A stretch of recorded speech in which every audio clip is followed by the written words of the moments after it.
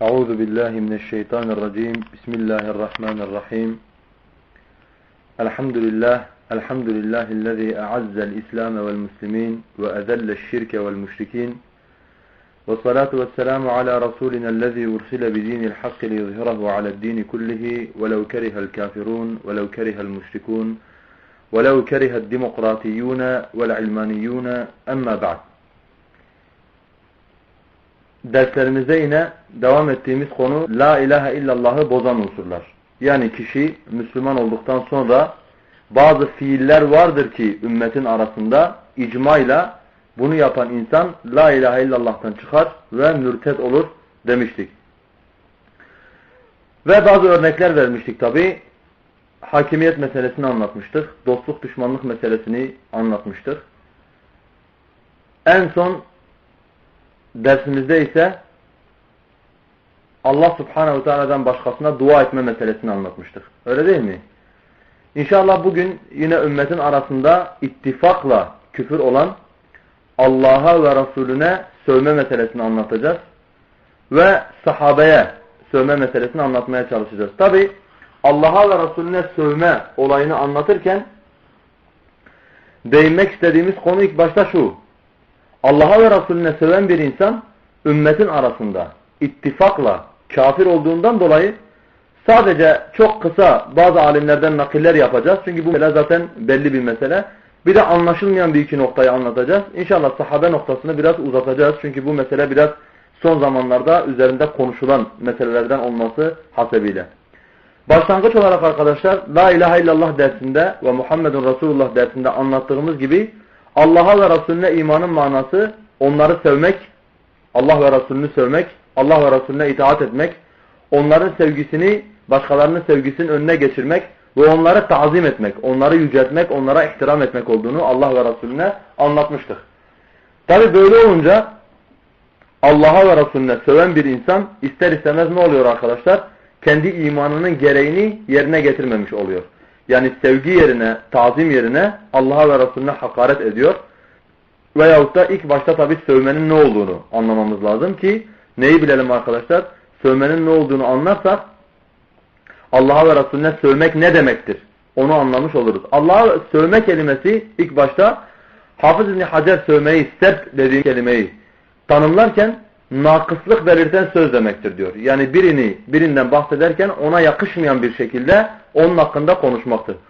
Veya Ragıp el-Esfahani müfredatta وَلَا تَسُبُّ الَّذ۪ينَ يَدْعُونَ مِنْ دُونِ اللّٰهِ Allah'ın dışındakilere, dua edenlere sövmeyiniz ayetinde sövme kelimesinin ne manaya geldiğini anlatırken diyor ki Allah'ın kendini tenzih ettiği şeyleri Allah'a zikretmek veya Allah'a yakışmayan bir meseleyi Allah Subhanahu ve Teala'ya söylemektir. O zaman biri bize sorduğu zaman sövmeden neyi kastediyorsun? Allah'a ve Resulüne sövmek küfürdür dediğin zaman diyoruz ki Allah'a ve Resulüne yakışmayan herhangi bir sözü söyleyen veya Allah'a ve Resulünün kendini tenzih ettiği bir şeyi Allah'a ve Resulüne nispet eden bir insan veya isyan mahiyetinde Allah'a yakışmayacak şekilde soru soran bir insan ne yapmıştır? Allah Subhanahu ve Teala'ya sövmüştür diyoruz. Tabi bundan sonra arkadaşlar konunun başına dediğimiz gibi zaten La ilahe illallah'ta Muhammedun Resulullah derslerimizde anlatmış olduğumuz imanın gerekleri hepimizin yanında anlaşıldı. İman etmek ne demektir? İman etmenin tazim olduğunu, sevgi olduğunu, kabul olduğunu, boyun eğmek olduğunu, itaat etmek olduğunu ne yaptık? Anladık. Tabi İslam alimlerinin yanında neredeyse arkadaşlar icma ile yani icma etmişlerdir bu konuda ittifak etmişlerdir. Allah'a ve Resulüne söven bir insan nedir? Allah'a ve Resulüne söven bir insan kafirdir. Mesela bunların başına İshak İbn Rahaweyhi ümmet icma etti diyor. Ümmet icma etti diyor. Bu icmayı biz hüküm dersinde de zikretmiştik. Ümmet icma etti ki kim Allah'a ve Resulüne söverse veyahut da diyor bir peygamberi öldürürse veyahut da Allah'ın indirdiklerinden birini def ederse, kabul etmezse velev ki Allah'ın bütün indirdiklerini de ikrar etmiş olsun bu adam nedir? Ümmetin icmasıyla kafirdir diye İshak İbn Rahaweyhi bize Allah ve Resulüne sövenin hükmünü anlatıyordu. Aynı şekilde Kadı İbn İyad arkadaşlar Malikilerden Şifa kitabında Allah'a ve Resulüne sövenin veyahut da nakıslık ifade edenin kesinlikle hiçbir şekilde şüphe olmadan kafir olacağını bize ne yapıyor? kafir olacağını bize aktarıyor. Allah'a ve Resulüne sövenin veya nakıslık ifade edenin, yani öyle bir sıfat zikrediyor ki Allah'a ve Resulüne, ne olmuş oluyor? Bu onların derecesini düşürüyor mesela. Bu nedir arkadaşlar? Kadı İyad'ın ümmetin yanında icmayla bu kafirdir. Ve diyor bunda kesinlikle de ümmetin arasında ne yoktur? Ümmetin arasında hilaf yoktur. Yine aynı şekilde arkadaşlar Allah'a sövme noktasında İbn Hazm bize zahirilerden diyor ki bu konuda, Allah'a söven konusunda yeryüzünde Müslümanlık iddiasında bulunan hiç kimse ihtilaf etmez ki Allah'a söven insan nedir? Kafirdir. Aynı şekilde arkadaşlar Hanbelilerden İbn Kuddame şakayla veya ciddiyetle Allah Subhanahu ve Teala'ya söven bir insanın kafir olacağını bize Mughni'de anlatıyor.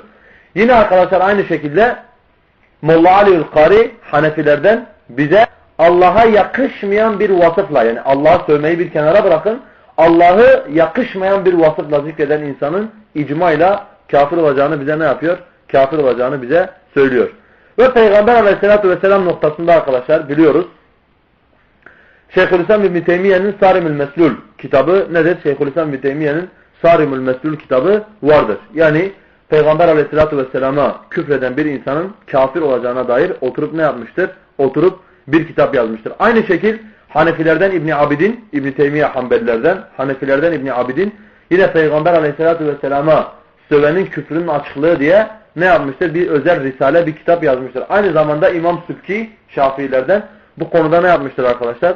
Bu konuda bir kitap yazmıştır. Hatta arkadaşlar yine Maliki ulemalarından Muhammed İbn Sahnun bırakın diyor Peygamber'e sövenin kafir olması, bunun küfründe ve azabında şüphe eden dahi kafirdir. Yani Peygamber Aleyhisselatü Vesselam'a söven bir insanın küfründe ve azabında şüphe eden dahi nedir? Şüphe eden dahi kafirdir diyor. Aynı şekilde yine Sübki fetvalarında bize ne diyor arkadaşlar? Peygamber Aleyhisselatü Vesselam'a sövenin icmayla küfür olacağını bize söylüyor.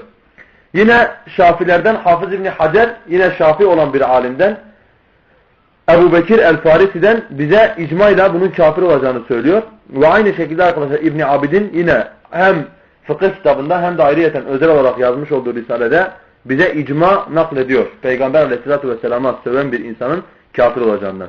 Hatta arkadaşlar Şafilerin en muhakkik alimlerinden İmam Nevevi Ravda kitabında bize neyi anlatıyor? Bize diyor ki bırakın sövmeyi, Peygamber Aleyhisselatü Vesselam'ın bir azasını dahi, vücudundan bir organı dahi küçük görecek şekilde zikrederse diyor, bunun küfründe ne vardır? Bunun küfründe icma vardır diyor. Peki o zaman arkadaşlar, şimdi bu meselede hiçbir şekilde zaten hilaf yok. Yani ümmetin muteber olan alimlerin arasında bu meselede kesinlikle hilaf yok. Allah'a ve Resulüne söven bir insan imanın gereklerini yerine getirmemiştir ve ümmetin icmasıyla nedir? Ümmetin icmasıyla kafirdir.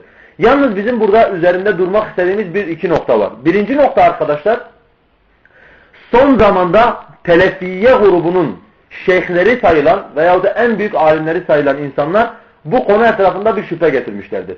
Hatta mesela en büyük alim diye addettiklerinden biri diyor ki olabilir ki Peygamber'e veya Allah'a söven adam kötü bir çevrede yetiştiğinden dolayı hep böyle görmüştür. İnsanlar mesela hakaret ediyorlardır Peygamber Aleyhisselatü Vesselam'a. Bundan dolayı mazur olur diyor. Ve aynı şekilde buna hüccetin ikame edilmesi, bu olayın açıklanması lazımdır diyor.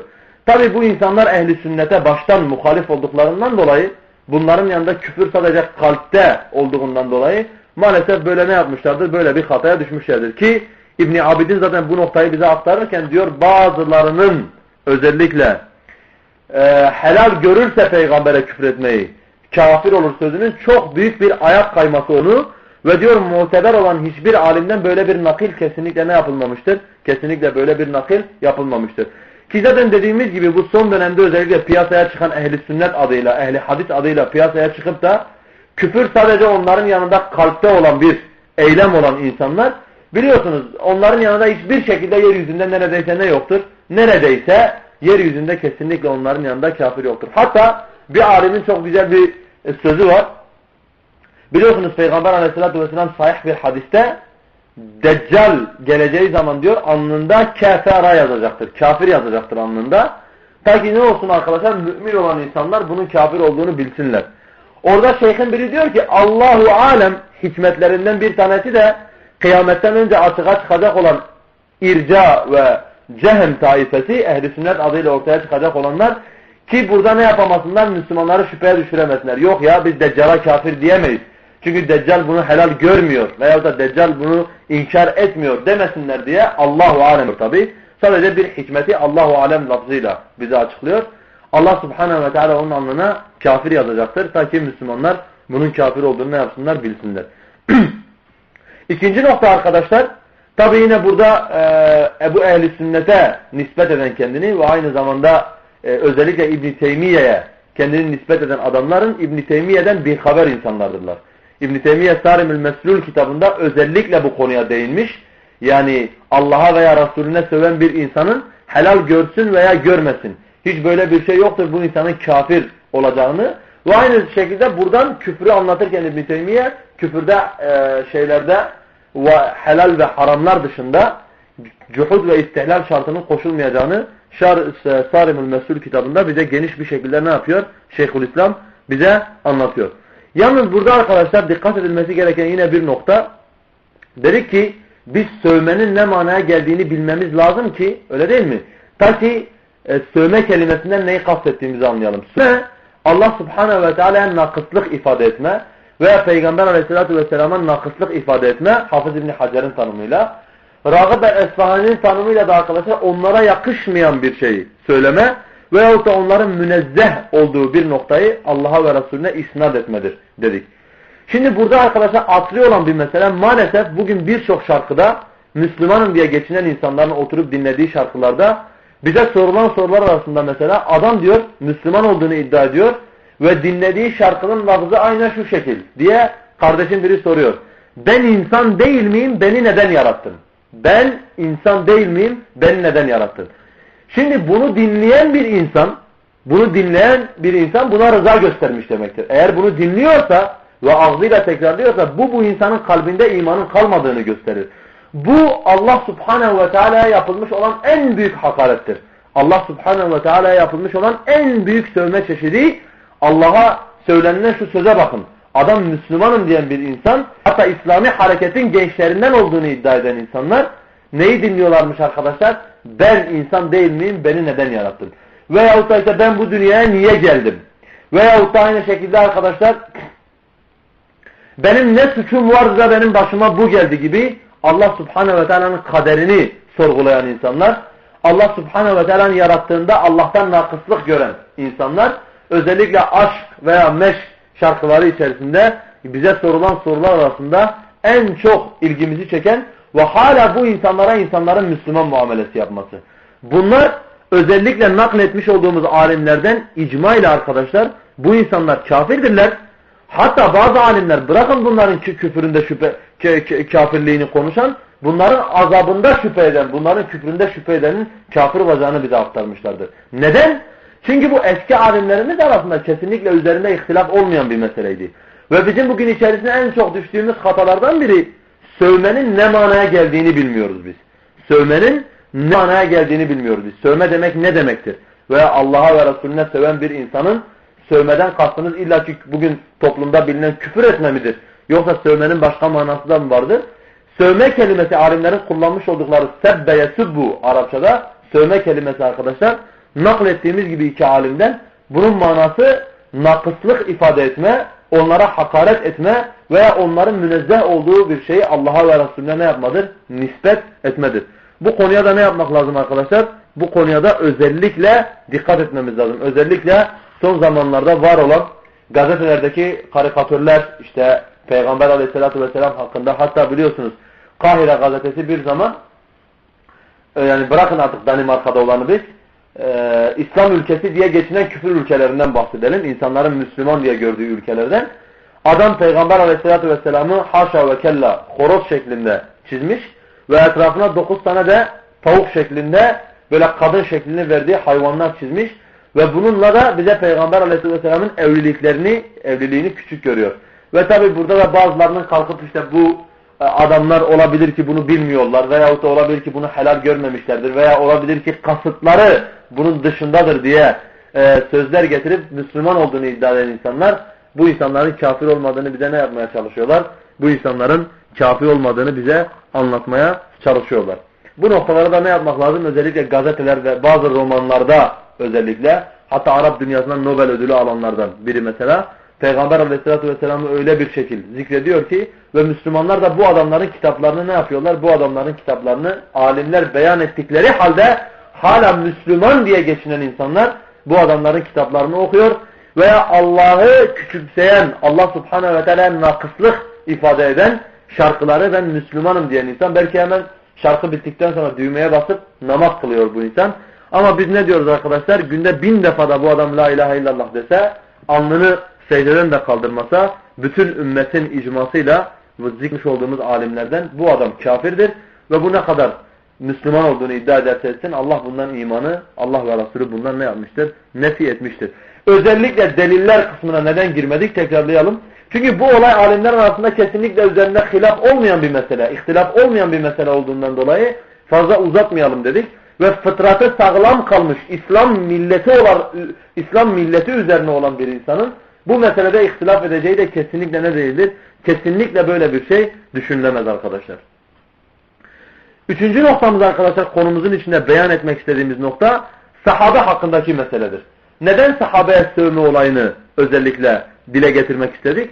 Çünkü arkadaşlar bu son zamanlarda özellikle Şii taifelerin Hazreti Ebubekir ve Ömer ve diğer sahabeler hakkında takındıkları tavır veyahut da Hazreti Ayşe hakkında kullanmış oldukları sözler veya Ebu Hureyre hakkında Allah hepsinden razı olsun kullanmış oldukları sözler, onu zındıklıkla itham edenlerin özellikle ne yapmak için arkadaşlar? Müslümanları bu konuda aydınlatma ve kendi de aynı zamanda aydınlanma noktasında bu konuya da değinmek istedik. Birinci nokta olarak arkadaşlar, daha önceki derslerimizde anlattığımızdan dolayı fazla uzatmak istemiyorum.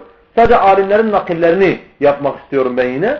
Biliyorsunuz biz Taifetül Mansura derslerinde sahabeye, bu taifenin sahabenin anlayışı üzerine dini anladığını anlattıktan sonra ve alimlerin sahabeye ne kadar önem verdiğini bahsederken bazı ayetlerin de var olduğunu, Allah Subhanahu ve Teala'nın özellikle sahabeyi bize karşı övdüğünü ve aynı şekilde Resulullah'ın bize sahabe hakkında tavsiyelerde bulunduğunu ne yapmıştık? Zikretmiştik. Mesela bunların başında Allah-u Teala Kur'an-ı Kerim'de bize sahabeyi anlatırken وَالسَّابِقُونَ الْاَوَّلُونَ مِنَ الْمُهَاجِرِينَ وَالْاَنْصَارِ وَالَّذ۪ينَ اتَّبَعُوهُمْ بِإِحْسَانٍ radıyallahu anhum ve radu anh.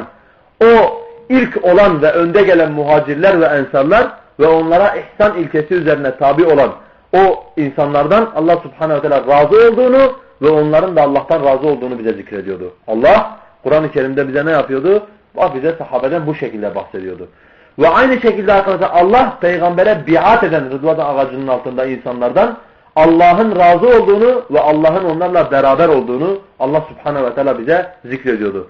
Ve aynı şekilde arkadaşlar Allah Muhammed suresinde Allah Azze ve Celle bize sahabeyi anlatırken Muhammedun Resulullah وَالَّذ۪ينَ مَعَهُ اَشِدَّاءُ عَلَى الْكُفَّارِ رُحَمَاءُ بَيْنَهُمْ تَرَاهُمْ رُكَّعًا سُجَّدًا diye devam eden ayette Allah Subhanahu ve Teala Peygamber Aleyhisselatü Vesselam'ın Resullüğünden ve onunla beraber olan insanları nasıl zikrediyor Allah? Kafirlere karşı şiddetli, kendi aralarında merhametli, yüzlerinde, alınlarında secde eseri olan ve Tevrat'ta ve İncil'de onların örneğini verdikten sonra Allah لِيَغِيظَ بِهِمُ الْكُفَّارِ diyor. Ta ki kafirler onlardan ne yapsın? Kafirler onlardan nefret etsin. Allah onların özelliklerini zikrettikten sonra kafirlerin onlardan nefret edeceğini söylüyor Allah Subhanahu ve Teala. Ve Allah demiştik arkadaşlar sahabeyi bizim için dinde ölçü kılmıştır. Öyle değil mi? Allah ehli kitabın imanından bahsederken onların imanını şu şart dahilinde kabul ediyor. Diyor ki فَاِنْ آمَنُوا بِمِثْلِ مَا آمَنْتُمْ بِهِ فَقَدْ اِسْتَدَوْا. Eğer onlar sizin iman ettiğinizin misline iman ederlerse hidayete ermişlerdir. Yani Allah bize imanda Resulünü ve sahabeyi bize örnek gösteriyor. Onların iman ettiği gibi iman ederlerse insanlar ne yapmışlardır? Hidayete ermişlerdir diye bize söylüyor.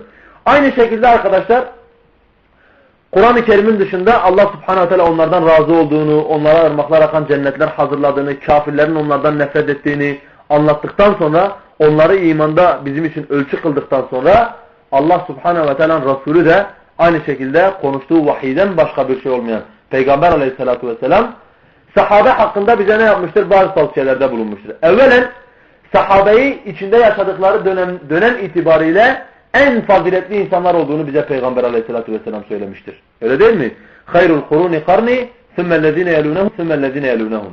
En hayırlı zaman benim içerisinde bulunduğum, sonra onlardan bir sonraki zaman, sonra onlardan bir sonraki zaman demiştir Peygamber.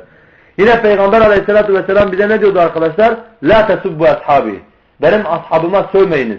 Benim nefsimi elinde bulunduran Allah'a yemin ederim ki sizden biri Uhud dağı kadar altın infak etse onlardan birinin bir avucuna ne de bir avucunun yarısı kadarına ulaşamaz. Onların hayırdaki ne bir avucuna ne de bir avucunun yarısına kadar ulaşamaz. Velev Uhud dağı kadar altın dahi infak etse diyordu Peygamber aleyhissalatü vesselam. Yine arkadaşlar Peygamber aleyhissalatü vesselam bize sahabesi hakkında Allah fi ashabi. Aman aman benim ashabımda dikkat ediniz diyor Peygamber aleyhissalatü vesselam. Benden sonra onları hedef tahtası edinmeyiniz diyor. Onları hedef tahtası la tettehizuhum ba'di garadan. Benden sonra onları ne yapmayınız? Onları hedef tahtası edinmeyiniz diyordu Peygamber aleyhissalatü vesselam. فَمَنْ اَحَبَّهُمْ فَبِحُبِّ اَحَبَّهُمْ وَمَنْ اَبْغَدَهُمْ فَبِبُغْدِ اَبْغَدَهُمْ فَمَنْ اَبْغَدَهُمْ فَقَدْ آذَانِي وَمَنْ آذَانِي فَقَدْ آذَ Allah diyordu Peygamber aleyhissalatü vesselam. Aman aman sahabeme dikkat edip onları hedef tahtası edinmeyiniz. Kim onları severse benim sevgimle onları sevmiş, kim de onlara buğz ederse benim buğzumla onlara buğz etmiştir. Yani bana buğz etmiş gibidir diyor Peygamber aleyhissalatü vesselam. Ve diyor kim bana buğz ederse ne yapmış? Kim onlara buğz ederse bana eziyet etmiştir.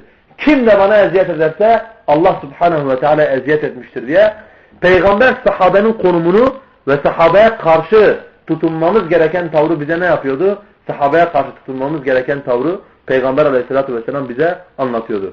Aynı şekilde arkadaşlar Peygamber aleyhissalatü vesselam özel bazı sahabelerin hakkında da ne yapıyordu mesela? Bize bilgiler veriyordu. Mesela Ebu Bekir fil cenne ve Ömer fil cenne ve Osman fil cenne ve Ali fil cenne. Peygamber aleyhissalatü vesselam Tirmiz'de ve başkalarının rivayet etmiş olduğu hadiste bize sahabelerden 10 tanesini isimlendirerek bunların cennette olacağını bize yapıyordu, bize bildiriyordu. Aynı şekil Hazreti Ayşe için Peygamberimiz ne diyordu arkadaşlar? Ayşe zevceti fil cenne. Ayşe cennette de benim neyimdir? Cennette de benim eşimdir diyordu. Ensar hakkında Allah Peygamber aleyhissalatu vesselam arkadaşlar ne diyordu Bukhari'de? Ayetul imani hubbul ensar ve ayetul nifaki buğdul ensar. İmanın alameti ensarın sevgisidir. Öyle değil mi? İmanın alameti, işareti ensarın sevgisi. Nifakın, münafıklığın alameti ise nedir diyordu Peygamber aleyhissalatü vesselam? Ensara buğz etmektir diyordu Peygamber aleyhissalatü vesselam. Aynı şekil bu hadisi Hazreti Ali için de Peygamber aleyhissalatü vesselam diyordu. La yuhibbuke illa mu'minun ve la yubghiduke illa münafık. Müslüm'de Peygamber aleyhissalatü vesselam ne diyordu Hazreti Ali'ye? Seni ancak mümin sever, sana ancak kim buğz eder, sana kim besler, münafıklar sana kim besler. Yani dikkat edersek arkadaşlar Allah subhanehu ve teala ammeten sahabeyi bize övmüştür. Peygamber aleyhissalatü vesselam genel olarak ammeten sahabeyi bize övmüştür. Ve bunun yanında Peygamber aleyhissalatü vesselam özel olarak bazı sahabelerin bize ne yapmıştır? Faziletinden bahsetmiştir. Ve yine ehl-i sünnetin kitaplarını açacak olursak arkadaşlar göreceğiz ki ehl-i sünnet kitaplarında genelde sahabe noktasına değinirler. Sahabe noktasına değinirler. Neden dolayı arkadaşlar? Çünkü özellikle Hazreti Osman'ın şehadetinden sonra ve Hazreti Ali'nin hilafetinden meydana gelen olaylarda ümmetin içerisinde bir grup ne yapmıştır? Hazreti Ali'yi dost tutup diğer sahabelere karşı kim beslemiştir? Bazıları daha aşırıya giderekten Hazreti Ali, Selman-ı Farisi, Ammar ve bazı özel sahabeler dışında, Ehl-i Beyt dışında, Ehl-i Beyt'ten de tabi bazılarını içinden çıkarılaraktan tekfir etmişlerdir, kafir demişlerdir Hazreti Ali'ye karşı durmalarından dolayı. Ki Hazreti Muaviye ve ailesini zaten kesinlikle tekfir etmişlerdir. Hiçbir şekilde bunların faziletlerini, vahiy katibi olmasını Hazreti Muaviye'nin göz önünde bulundurmamışlardır. Buna binaen arkadaşlar ehl-i sünnet alimleri ta ki ehl-i sünnet diğer bidat fırkalarından ayrılsın diye özellikle de Şia'dan ayrılsın diye neyi bize zikrediyor arkadaşlar? Bize neyi zikrediyorlar? Bize ehl-i sünnetin sahabe hakkındaki itikadını zikrediyorlar. Ve mesela en çok bizim elimizde bulunan belki birçoğumuzun kitaplarında bulunan İmam Tahavi'nin akidesinden Hanefi olan İmam Tahavi'nin akidesinde bize zikretmiş olduğu sahabenin hakkındaki bizim itikadımızı ne yapalım? İtikadımızı zikredelim. Diyordu ki İmam Tahavi ve nuhibbu ashabe Rasulillah. Biz Peygamber Aleyhisselatü Vesselam'ın ashabını severiz. وَلَا نُفْرِطُ فِي حُبِّ أَحَدٍ مِّنْهُمْ وَلَا نَتَبَرَّعُ مِنْ أَحَدٍ مِّنْهُمْ. Ne onların hiçbirinin sevgisinde aşırılık yaparız, ne de hiçbir sahabeden beri olup uzaklaşırız. Yani ne bazılarının yaptığı gibi sahabede özellikle aşırıya gidip, mesela Hazreti Ali'nin sevgisinde çok çok aşırıya gidip ne böyle yaparız, ne de yine aynı bazılarının yaptığı gibi diğer sahabeleri bir tarafa atıp onlardan ne yapmayız? Uzaklaşmayız. وَنُبْغِدُ مَنْ يُبْغِدُهُمْ وَنُبْغِدُ مَنْ يُبْغِدُهُمْ. Kim onlara buğz ederse biz ne yaparız? Biz de onlara buğz ederiz. Yani kim onlara kim beslerse biz de onlara ne yaparız? Kim besleriz? وَبِغَيْرِ الْخَيْرِ يَذْكُرُهُمْ. Ve onları hayır dışında aynı zamanda zikredenleri ne yaparız? Onlara da buğz ederiz diyordu. Ve çok önemli bir noktayı bize belirtiyor İmam Tahavi. Diyor ki وَحُبُّهُمْ دِينٌ وَاِيمَانٌ وَاِحْسَانٌ. Sahabe sevgisi dindir, imandır ve ihsandandır. Cibril hadisindeki 3 öğeyi bize açıklıyor. Neden dolayı? Çünkü Allah onları övmüştür. Peygamber onları övmüştür ve ehl-i sünnet onların faziletinde icma etmiştir. Bundan dolayı onların sevgisi dindendir. Çünkü Allah bizi buna teşvik etmiştir. Resulü bizi buna teşvik etmiştir. وَبُغْضُهُمْ كُفْرٌ وَنِفَاقٌ وَطُغْيَانٌ. Onlara kim beslemek ise nedir diyor arkadaşlar? Küfürdür, nifaktır ve tağutlaşmadır diyor. Tuğyandır. Onlara kim beslemek, onlara buğz beslemek nedir? Küfürdür, nifaktır, münafıklıktır ve aynı zamanda da tuğyandır. Böyle olunca arkadaşlar özellikle dedik İmam Tahavi'den zikredelim, birçoğumuzun elinde olan akide kitabından ve belki çok yaygın olan kitaplardan birinden akide noktasında zikrettik. Ta ki ehl-i sünnetin sahabeye bakış açısı, Peygamber aleyhissalatü vesselamın sohbetiyle müşerref olmuş sahabeye bakış açısı anlaşılsın diye. Tabi burada arkadaşlar sahabeye sövmeden bahsederken ne yapacağız? Özellikle asli bir meseleye değinmiş olacağız. Ve sahabeye sövme arasında alimlerde ihtilaf olduğunu zikredelim ilk başta. Alimlerin hepsi sahabeye her çeşit sövmenin küfür olduğunu kabul etmiyorlar. Alimlerin hepsi herhangi bir sahabeye mesela sövmenin küfür olduğunu kabul etmiyorlar. Neden? Çünkü alimler diyorlar ki arkadaşlar bazı sahabe vardır ki naslar, hadisler tevatür etmiştir onların faziletinde, onların cennette olduğuna. Bazı sahabe ise böyle değildir diyorlar. Bazısı diyorlar sahabeye dininden dolayı söver. Bazısı ise sahabeye normal dünyalık bir sebepten. Mesela der o cimriydi, o işte cömert değildi veyahut da korkaktı gibi bu tür vakıflarla sahabeye vasfeder. Bu ikisinin arasında fark var diyen sahabeler var. O zaman sahabeye sövme olayını, yani sahabeyi mesela bugün özellikle dediğimiz gibi bazı fırkaların sahabe hakkında çok çirkin konuşmaları, sahabeyi yerden yere vurmaları, sanki böyle normal fasık bir adamdan konuşuyormuş gibi konuşmaları anlaşılsın diye veya hangi kısma giriyor diye sahabeye sövme konusunu ne yapacağız inşallah? Bölümlere ayıracağız.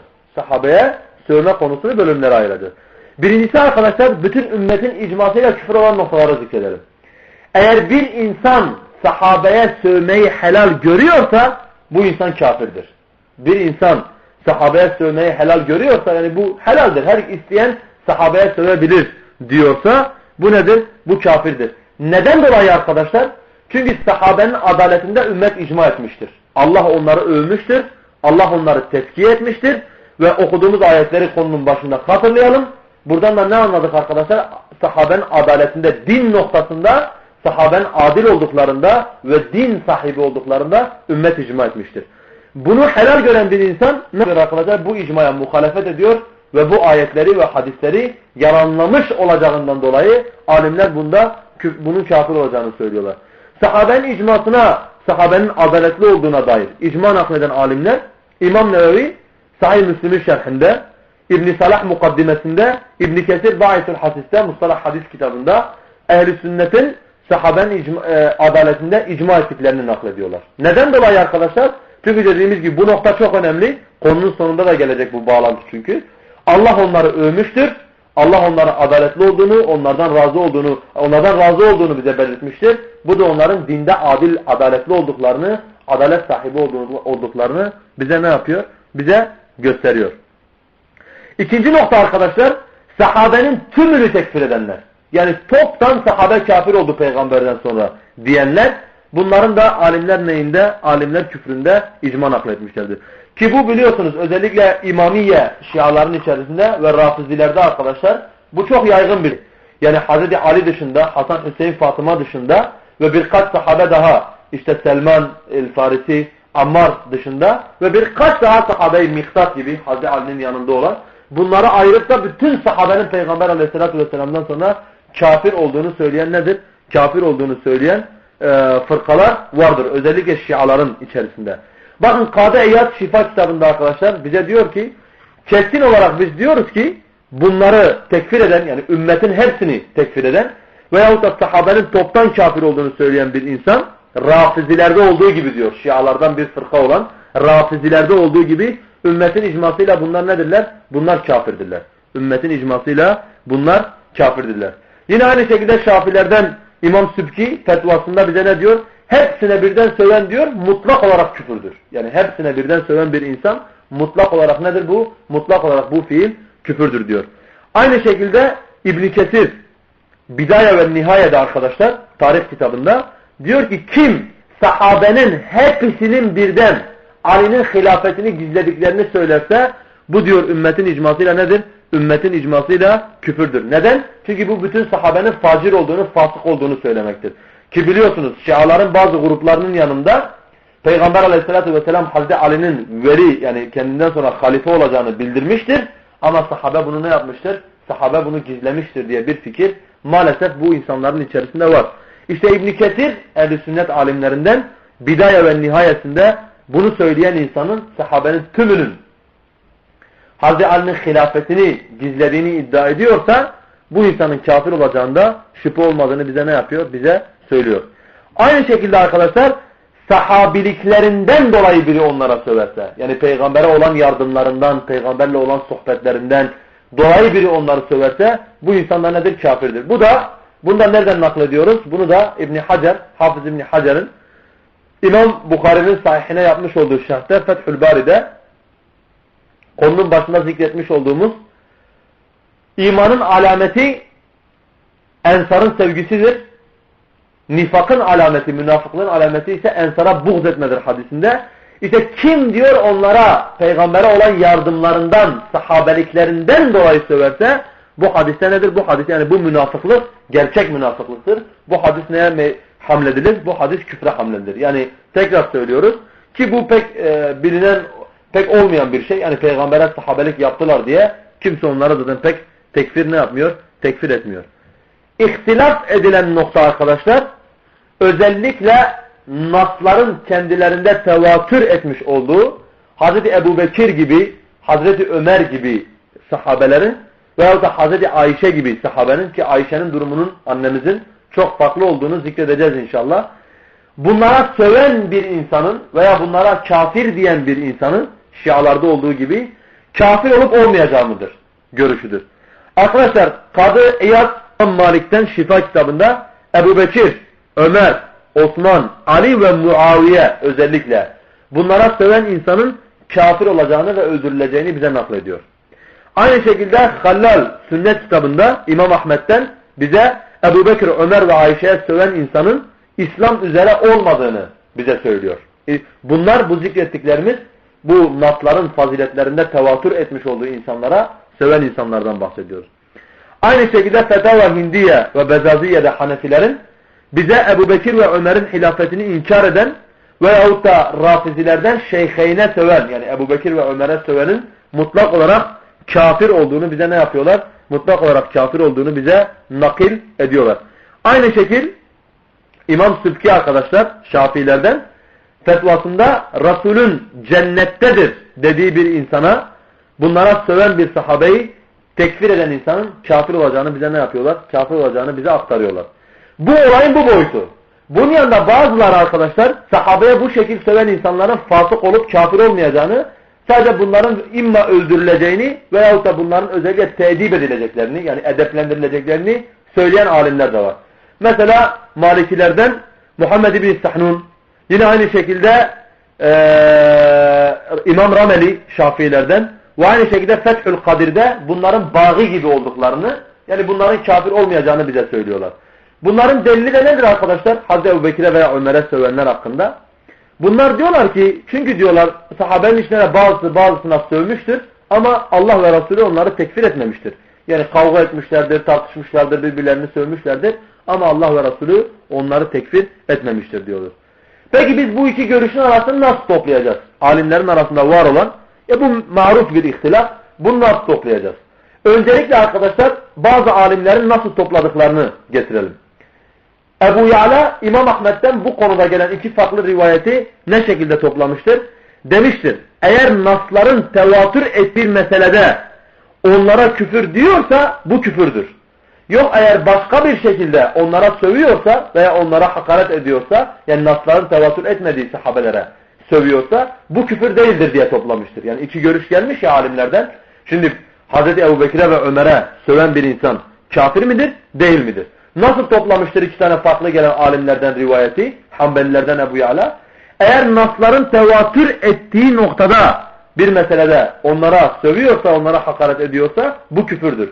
Bunun dışında bir sahabeye veya dünyalık bir sebepten dolayı onlar hakkında konuşuyorsa işte alimlerin fasık dediği budur. Şafilerden İmam Sübki ise arkadaşlar görüşleri şu şekilde toplamıştır. Onlara kafir diyen insan kafir olur, onlara hakaret eden insan kafir olmaz diye. Yani alimlerden gelen farklı iki rivayeti nasıl toplamıştır? Eğer onları tekfir ediyorsa kafir olur, onlara sövüyorsa kafir olmaz. Fakat muhakkik alimlerin tercih ettiği gibi arkadaşlar Allahu alem en delile yakın olan görüş ve Kade İyad'ın Malik'ten, Hallal'ın İmam Ahmet'ten rivayet etmiş olduğu veya ise Fetava Hindiye'de Hanefilerin belirtmiş olduğu görüşe göre eğer sövmüş olduğu adam sahabelerden hakaret ettiği adam veya sahabe nasların tevatür ettiği faziletinde sahabe ise Hazreti Ebubekir gibi, Ömer gibi, Osman gibi sahabelerdense bu adam kafir olur. Kesinlikle bu adam ne olur? Kafir olur. Çünkü bu Kur'an'ı yalanlamadır. Bu Resulullah Aleyhisselatü Vesselam'ı nedir? Yalanlamadır. Bunun dışında bir sahabeye eğer hakaret ediyorsa ve bu dünyalık bir sebepten dolayıysa, yani dininden dolayı değil de adaletlerinden dolayı değil de dünyalık mesela cimrilerdi, korkaklardı gibi diyorsa bu fasıktır. Bunun ne yapılması lazımdır? Bunun teedip edilmesi lazımdır. Tabi arkadaşlar burada sahabenin içerisinde özellikle yeri olan bir sahabeden bahsedelim. O ya sahabiyeden bahsedelim. O da annemiz Peygamber Aleyhisselatü Vesselam'ın zevcesi, Allah'ın Kur'an içerisinde onu temize çıkarmış olduğu, Peygamber Aleyhisselatü Vesselam'ın dünyada o gibi cennette de benim zevcemdir demiş olduğu Ayşe annemizdir. Arkadaşlar maalesef bugün bazı yerlerde özellikle Şia diye geçinen insanlar veyahut da Rafizi olan insanlar veya Şialardan bazı gruplar özellikle kendi aralarında fuhuş ameli yapan insanlara çok affedersiniz Ayşe ismini takıyorlar. Neden? Çünkü onlara göre Hazreti Ayşe ifk hadisesinde fuhuş işlemiştir ve aynı zamanda Hazreti Ali'nin karşısında durduğu zaman Peygamber ona Ali halifedir demiş olmasına rağmen Hazreti Ali'ye karşı ne yapmıştır? Ayaklanmıştır. Diğer sahabelerde ihtilaf olsa dahi Hazreti Ayşe'de ulema arasında ihtilaf yoktur arkadaşlar. Neden dolayı ulema arasında ihtilaf yoktur? Çünkü Allah Subhanahu ve Teala Nur suresinde açık bir şekilde Hazreti Ayşe'yi temize çıkarmıştır. İfk hadisesini biliyorsunuz. Hazreti Ayşe'ye iftira edilen hadise, zina yaptı denilen hadise ve Allah'ın işte onlar o söylenilen sözlerden beridirler deyip de Hazreti Ayşe'yi temize çıkardığını hepimiz ne yapıyoruz? Biliyoruz. Küçüğümüz, büyüğümüz hepimiz kıssayı ne yapıyor? Biliyor. Ve Nur suresinde kıssayı Allah Subhanahu ve Teala bize uzun uzun anlatıyor. Ve Hazreti Ayşe'nin suçsuz olduğunu ve o onun hakkında konuşanların ise iftirada bulunduklarını Allah Subhanahu ve Teala bize söylüyor. İşte İbn Kesir arkadaşlar Nur suresinde diyor ki Allah'ın Hazreti Ayşe'yi temiz çıkardıktan sonra kim diyor bundan sonra Ayşe'nin annemizin Allah ondan razı olsun bu ameli yaptığını söylerse icmayla kafir olur çünkü bu Allah'ı yalanlamıştır diyor. Bu Allah'ı yalanlamıştır diyor. Aynı şekilde arkadaşlar İmam Sübki fetvasında iki yönden bu adamın kafir olacağını söylüyor. Bir, açık Kur'an nassını yalanlamıştır. Nur suresindeki ayetleri yalanlamıştır. Çünkü Allah Hazreti Ayşe'yi temize çıkarıyor. İki, Peygamber Aleyhisselatü Vesselam'a haşa ve haşa deyyusluk iddiasında bulunmuştur. Çünkü Hazreti Ayşe zina yapacak ve Peygamber hala onunla ne yapacak? Evli kalacak. Eyazubillah bu nedir arkadaşlar? Bu Peygamber Aleyhisselatü Vesselam'a nakıslık ifade etmedir. Dersin başına zikrettiğimiz gibi Peygamber'e nakıslık ifade eden insan da ümmetin icmasıyla nedir? Ümmetin icmasıyla kafirdir. Hele özellikle bu nakıslık herkesin kötü gördüğü namus noktasındaysa artık varın bunu ne yapın? Siz düşünün. Şimdi bundan sonra arkadaşlar bunu naklettikten sonra eski ehl-i sünnet alimleri bir noktaya çok güzel dikkat çekmişlerdir arkadaşlar. Neden sahabeye sövme ümmetin arasında çıkmıştır? Veya ümmetten geçinen insanların arasında ve onların ümmetle uzaktan yakından bir alakası yok İslam ümmetiyle. Neden dolayı sahabeye sövme olayı çıkmıştır? Arkadaşlar bu Yahudilerin Müslümanların arasına sokmuş olduğu ve çok uzun dönemli düşünülen bir plandır bu. Çünkü sahabeye sövme ümmetin bazı taifeleri arasında tutarsa daha sonra Kur'an'ın tahrif olduğunu bunlar iddia edeceklerdir. Nasıl? Çünkü Kur'an'ı bize kim aktarmıştır arkadaşlar? Kur'an-ı Kerim'i bize aktaranlar kimlerdir? Kur'an-ı Kerim'i bize aktaranlar sahabelerdir. Öyle değil mi? Eğer bu sahabenin çoğu kafir idiyse Kur'an-ı Kerim'i yazan insanlar, kafir olan insanın adaleti yoktur. O zaman bunların Kur'an'ı tahrif etme imkanı çok büyüktür. Bunların Kur'an'ı tahrif etme ihtimali çok büyüktür. Ve bu şekilde Müslümanların akidesiyle ne yapacaklardır? Oynayacaklardır. İşte bundan dolayı biz bazen ne görüyoruz ehli sünnet imamlarından? Birinin sahabe hakkında konuştuğunu duyarsansa eğer, İmam Bukhari'nin şeyhlerinden biri bunu bize söylüyor. Onun zındık olduğundan şüphe etme diyor. Onun dini ifsad etmek için dine giren ve Müslüman olmayan bir zındık olduğundan şüphe etme. Neden? Çünkü sahabeye söven bir insan ileride Kur'an-ı Kerim'in de tahrif edildiğini ve bunların Kur'an-ı Kerim'i bize tam aktarmadığını ne yapacaklardır? Söyleyeceklerdir. Tabi arkadaşlar iki tane burada nokta var. Birinci nokta, belki bazı kardeşlerimiz bize derler ki, çok kısa bazı örnekler vereceğiz. Vaktimizi de dolduruyoruz zaten. Ya sahabenin hepsine bu şekilde kafir diyen insan zaten mümkün değildir. Yani böyle bir şey vakı olamaz diye.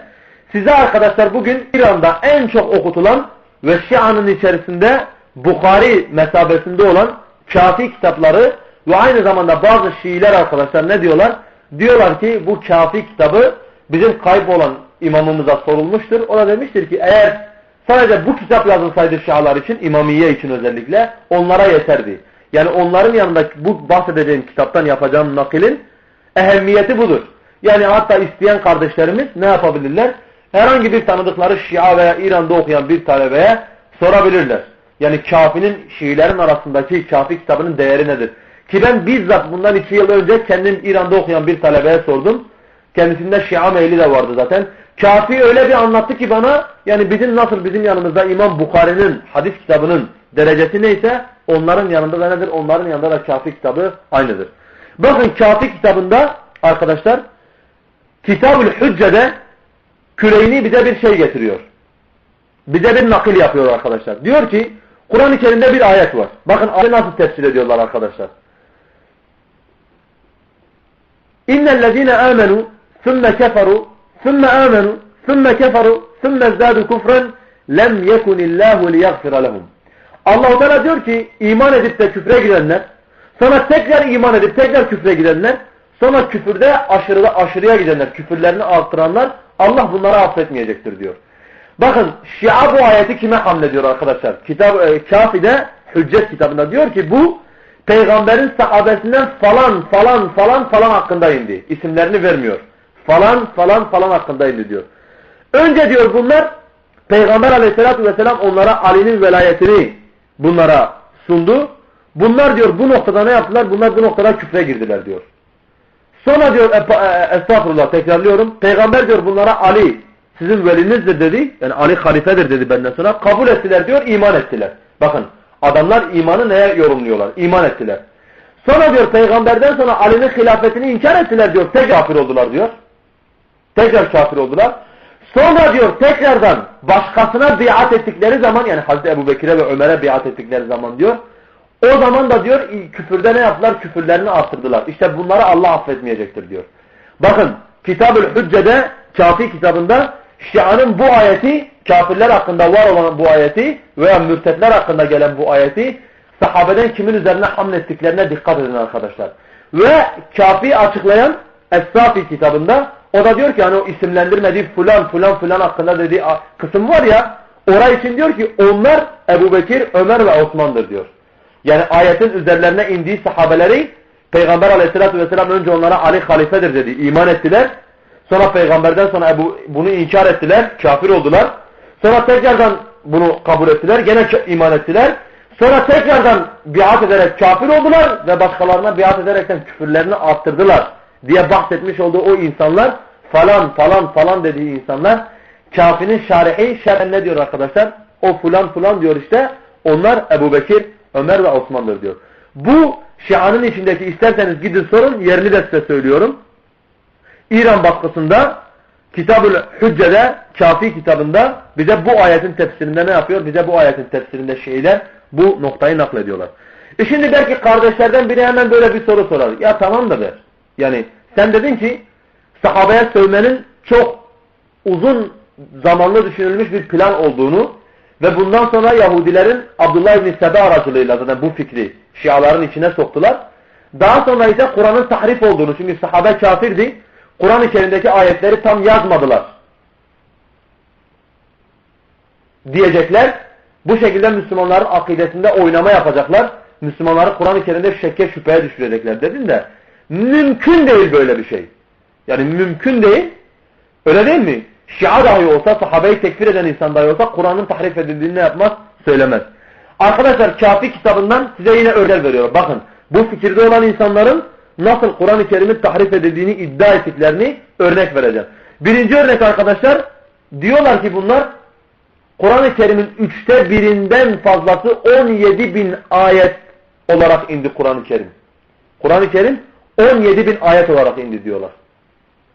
Şimdi bugün bizim elimizdeki kitapta 6.000 küsur ayet var. O zaman bu Kur'an'ın 1/3 nedir arkadaşlar? Bu Kur'an'ın 1/3 yoktur. Yine Kâfi kitabından arkadaşlar diyor Kur'an-ı Kerim'in indirildiği şekliyle hiç kimse ezberleyememiştir. Sadece Ali ve Fatıma ezberlemiştir. Şimdi Kur'an, bugün birçok insan elimizdeki Kur'an-ı Kerim'i ezberlemiştir. O zaman bu insanların yanında Kur'an-ı Kerim ne değildir arkadaşlar? Kur'an-ı Kerim tam değildir. Bu konuda zaten Kur'an-ı Kerim'in tahrifiyle ilgili kısımda hadislere bakılabilir. Yani biri Kâfi kitabını eline geçirip bunlara ne yapabilir? Bakabilir. Ve Allah'ı şahit tutarak ben diyorum ki bunların hepsine bizzat ben gözümle baktım. Şii olup da beraber okuyan bizimle Azerbaycanlı öğrenciler bu kitabı özellikle temin ettik. Özellikle muvassak, güvenilir İran baskısını ve nakillere tek tek baktık arkadaşlar. Hatta kardeşlerden biri, ehl-i sünnetten olan bir kardeş, Şeyh Ebu Basir'in özellikle Türkiye'de Türkçe'de tercüme edilen Şia'la ilgili kitabındaki bütün nakilleri tek tek Kâfi'den bulup üzerine ne yaptı? Üzerine isimlendirip talik yapıp bizim önümüze koydu. Hepimiz tek tek bunları ne yaptık? Bunları tek tek gördük. Ki ben de dahil olmak üzere önceden böyle bir şeye inanmıyordum. Yani Şii dahi olsa bir insanın Kur'an-ı Kerim'in tahrif edileceğini, Kur'an-ı Kerim'in eksik olduğunu söyleyeceğine inanmıyordum. Birkaç tane de örnek verelim arkadaşlar. Özellikle tevhidi çevrelerde en çok bilinen ayet, Misak ayeti Araf suresinde hepimiz biliyoruz. وَاِذْ اَخَذَ اللّٰهُ مِنْ بَنِي آدَمَ مِنْ زُهُورِهِمْ ذُرِّيَّتَهُمْ وَاَشْهَدَهُمْ عَلَى أَنْفُسِهِمْ أَلَسْتُ بِرَبِّكُمْ ayetini biliyoruz. Allah Hazreti Adem'in sırtından bizden ne yapmıştı? Söz almıştı. Misak ayeti dediğimiz ben sizin Rabbiniz değil miyim diye. Araf suresindeki ayet. Bakın Şiiler bu ayeti nasıl okuyorlar arkadaşlar. Kâfi'de yine aynı şekilde. Şiiler bu ayeti nasıl okuyorlar? Rabbin insanların sırtından söz almıştı diyoruz ya. Hani ben sizin Rabbiniz değil miyim diye. Onlar şu ziyadeyi getiriyorlar. Elestu bi rabbikum ve enne Muhammeden Rasuli ve enne Aliyen emirul müminin. Hiçbir Kur'an-ı Kerim'de bugün elimizde var olan Kur'an-ı Kerim'de böyle bir ayet görüyor musunuz? Yani Allah bizden söz aldı. Allah bizim Rabbimizdir. Muhammed onun elçisidir aleyhissalatü vesselam. Ve Ali radıyallahu anh ise müminlerin emiridir, halifedir diye. Bu da bize neyi gösterir arkadaşlar? Bu kavmin bugün elimizde var olan Kur'an-ı Kerim'e inanmadıklarını ve bu Kur'an-ı Kerim'in eksik olduğunu. Ki Kâfi'de zaten diyor. Kur'an-ı Kerim'in dedik ya, Kur'an-ı Kerim'i hiç kimse indirildiği gibi ezberlememiştir. Yine Şiiler ne diyorlar arkadaşlar? Kur'an-ı Kerim 17.000 ayet olarak indi. 17.000 ayet olarak indi ama bu ayetler ne değildir maalesef? Bugün bizim elimizdeki Kur'an 6.000 küsür ayettir. Öyle değil mi? Maalesef ne yapıyoruz arkadaşlar? Bu insanlar bu kadar ayetin Kur'an-ı Kerim'den çıkarıldığına inanıyorlar.